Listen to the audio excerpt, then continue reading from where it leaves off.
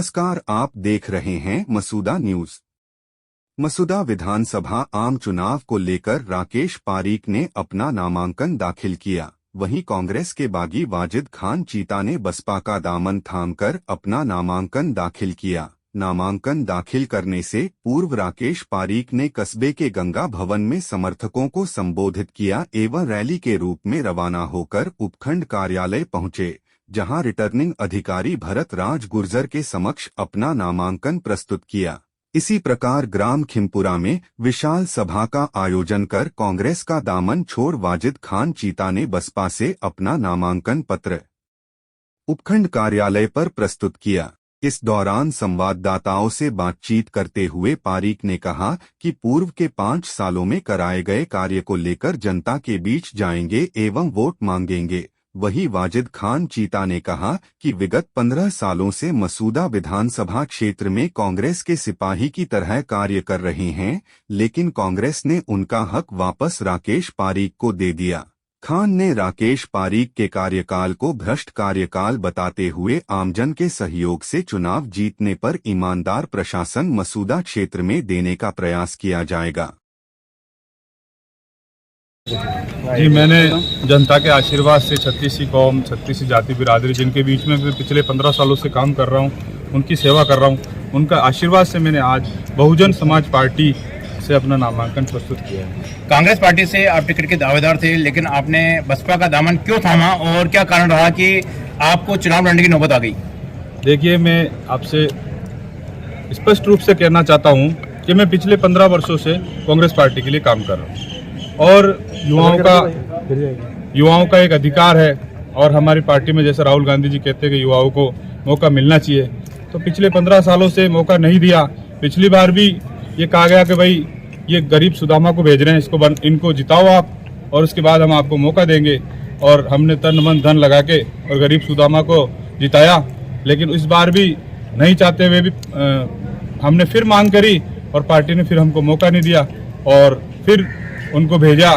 तो इसलिए हमने पार्टी 36वीं कौम जाति के आशीर्वाद से फिर मैंने चुनाव लड़ने का फैसला किया। काफी प्रत्याशी आते हैं जो नए होते हैं, उनको क्षेत्र की समझ नहीं होती है। आपने यहाँ पर नामांकन दाखिल किया, किस प्रकार से आप क्षेत्र में जाएंगे? आप देखिए, मैं क्षेत्र का लिए नया नहीं हूँ। मैं पिछले 15 वर्षों से मसूदा विधानसभा क्षेत्र में काम कर रहा हूँ और हर जाति के लिए काम कर रहा हूँ।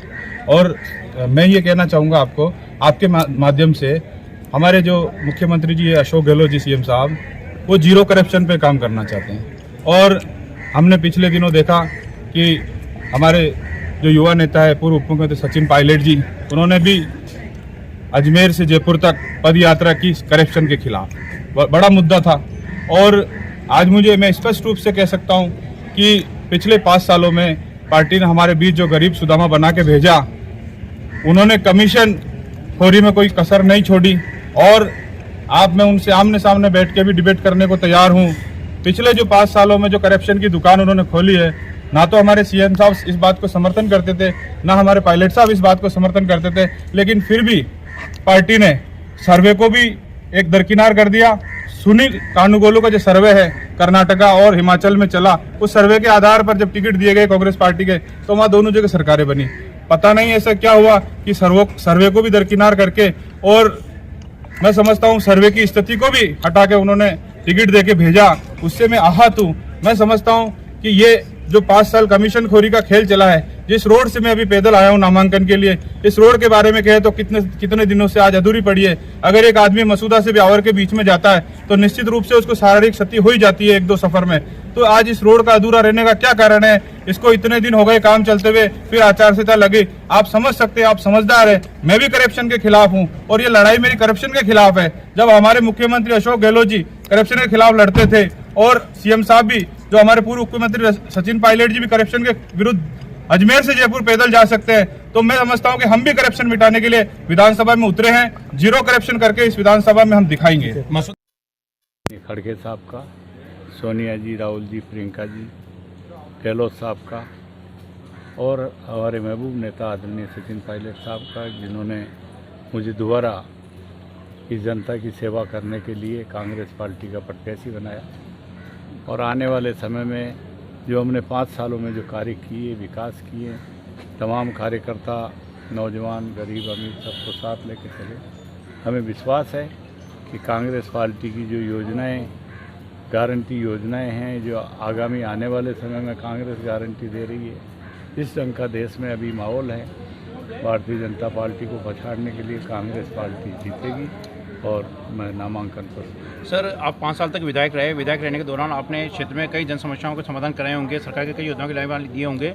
किस प्रकार के मुद्दों को लेकर आप जनता के बीच जाएंगे? देखिए, ऐसा है, सबसे बड़ा मुद्दा है कि मैं यहाँ पे सेवक के रूप में चला, सरकार से विभिन्न योजनाओं का लाभ यहाँ दिलाया और मैंने प्रयास किया कि आज़ादी के बाद मेरे से पहले 14 विधायक बने, उन्होंने भी काम किए होंगे, लेकिन मैंने प्रयास किया कि मैं भी कोई काम में कमी नहीं रखूँ। सड़कें, चाहे स्वास्थ्य, चाहे शिक्षा के क्षेत्र में, पेयजल के लिए जल जीवन मिशन में 550 करोड़ करीब स्वीकृत कराए और ये सब काम उस फेस के थे। लोगों ने आशीर्वाद दिया, हम सेवक बने और अब जनता के पास फिर जा रहे हैं। हमें विश्वास है कि हमारे तमाम वरिष्ठ नेताओं के आशीर्वाद से, पार्टी के वरिष्ठ कार्यकर्ताओं के आशीर्वाद से, हमारे महबूब नेता आदरणीय सचिन पायलट साहब और गहलोत साहब के जो काम हैं, उन कामों के आधार पर हम जीते हैं। सर